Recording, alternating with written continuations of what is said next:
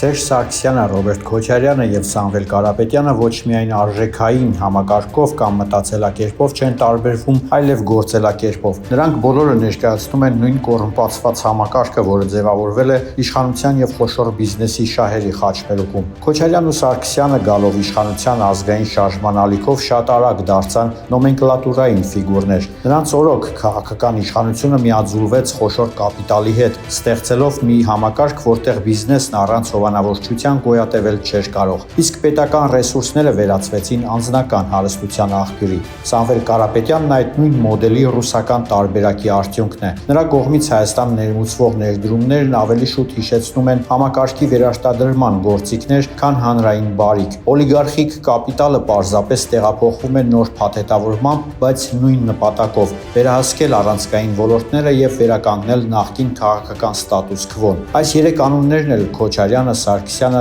եւ Տաշիր Սամոն միավորված են մեկ սկզբունքով՝ օգտագործել իշխանությունը կամ կապիտալը ոչ թե հանրային շահի, այլ համակարգի վերարտադրման համար։ Տարբերություններ փնտրել նրանց միջև նշանակում է փորձել տարբերել նույն խաբկանքի երանգները։ Իսկ իրական փոփոխությունը սկսվում է այն պահին, երբ հասարակությունը մերժում է ոչ թե անունները, այլ հենց համակարգը, որը նրանք ներկայացնում են։